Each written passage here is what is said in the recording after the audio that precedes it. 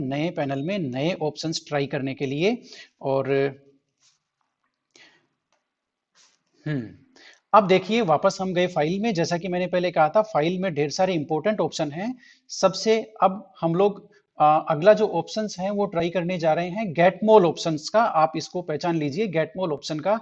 अभी तक देखिए साथियों, हमने क्या किया है, हमने 3D स्ट्रक्चर क्रिएट की है। मान लेते हैं हमें 3D स्ट्रक्चर क्रिएट नहीं करनी, हमें तो रेडीमेड चाहिए। तो इसके पास बहुत सारी जो 3D स्ट्रक्चर्स है वो अपलोडेड है, बहुत सारी। क्या हमें जितनी चाहिए वो सारी आपको यहाँ पर मिल जाएगी। आप सीधा गेटमोल ऑप्शन में जाकर के उस केमिकल का नाम लिखना है। ये मैं गया गेटमोल ऑप्शन में, इसने कहा नाम लिखो बोल करके, और मैंने लिख दिया कोलेस्ट्रोल।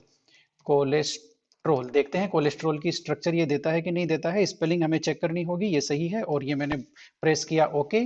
और अब साथियों कोलेस्ट्रोल की स्ट्रक्चर इसने आपके सामने ला दी है। ये आपके सामने है कोलेस्ट्रॉल की स्ट्रक्चर। इसमें आप वो सारी चीजें कर सकते हैं जो हमने अभी की है। और अब आप यदि इसे बोलेंगे कोलेस्ट्रॉल की स्ट्रक्चर को कि हमारे सामने से घूम जाओ बोल करके, ये मैंने इसका स्पिन ऑप्शन है वो ऑन करा दिया, और कोलेस्ट्रॉल मॉलिक्यूल आपके सामने रोटेट हो रहा है। आप किसी भी एंगल से इसे देख सकते हैं, इसकी स्टडी आप कर सकते हैं। और अब हम लोग ये स्पिन करा देते हैं इसकी ऑफ। तो किस तरह से आपने देखा, जो गेटमोल ऑप्शन है, गेटमोल ऑप्शन है वो किस तरह से काम करता है, आपको सीधा उसका नाम लिखना है। वापस मैं बताता हूं, एक और मॉलिक्यूल लेते हैं। मैं गया गेटमोल में और मैंने लिख दिया साइक्लोहेक्सेन। साइक्लोहेक्सेन, साइक्लोहेक्सेन लिखते ही मैंने प्रेस किया ओके। और ये देखिए साथियों, साइक्लोहेक्सेन की स्ट्रक्चर इसने दे दी है। और देखते हैं ये कौन सा कॉन्फॉर्मेशन, ये तो चेयर कॉन्फॉर्मेशन है। गुड, चेयर कॉन्फॉर्मेशन इसने दे दिया। और चेयर कॉन्फॉर्मेशन है आपके सामने, ये देखिए एक्सियल इक्वाटोरियल बॉन्ड्स इजीली दिख रहे हैं। आप इनके कलर चेंज कर सकते हैं साथियों, और एक्सियल और इक्वाटोरियल अलग अलग डिस्प्ले कर सकते हैं। स्टूडेंट्स को दिखा सकते हैं कि एक्सियल और इक्वाटोरियल जो बॉन्ड्स होते हैं, हाइड्रोजन एटम होते हैं, उनकी एक दूसरे के रेस्पेक्ट में पोजीशन किस तरह की होती है। तो अब इसके डिफरेंट कॉन्फॉर्मेशन भी आप क्रिएट कर सकते हैं। जैसे हम लोग गए मॉडल टूल किट में, और ड्रैग एटम का जो ऑप्शन है वो हम यूज लेंगे। मैं गया ड्रैग एटम का ऑप्शन, मैंने क्लिक किया, और ये जो कार्बन है इसको मैं ड्रैग करके, ये देखिए मैंने इसको ड्रैग करके बोट जो कॉन्फॉर्मर है वो मैं क्रिएट करने जा रहा हूँ। बोट कॉन्फॉर्मर में की तरह मैंने इसको क्रिएट कर दिया।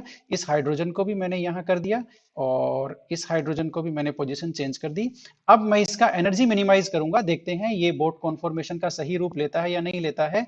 एनर्जी मिनिमाइजेशन का ऑप्शन हमें मॉडल किट में यहाँ पर तीसरे ऑप्शन में मिलता है। मैं क्लिक करूंगा मिनिमाइज, और देखते हैं ये वापस अपने स्टेबल चेयर में जाता है या बोट में ही रहता है। देखते हैं, ट्राई करते हैं।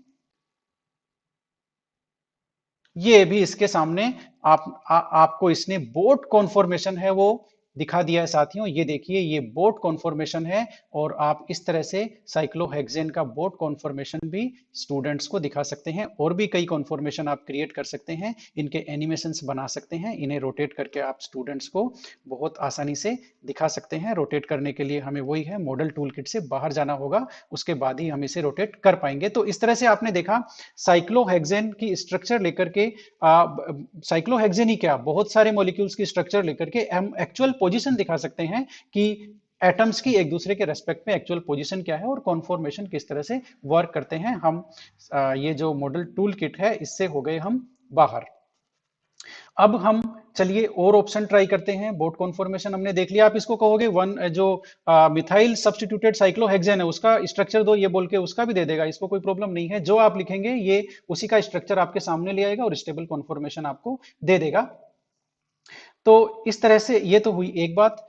अब साथियों हम लोग जेमोल में हमने अब तक कितना कर लिया, स्ट्रक्चर क्रिएट करना, उसके स्टडी करना, ढेर सारी प्रॉपर्टीज की स्टडी करना। यदि हम क्रिएट नहीं करना चाहते, हमें रेडीमेड चाहिए, तो हमें जो गेटमोल ऑप्शन है वो यूज लेना होगा।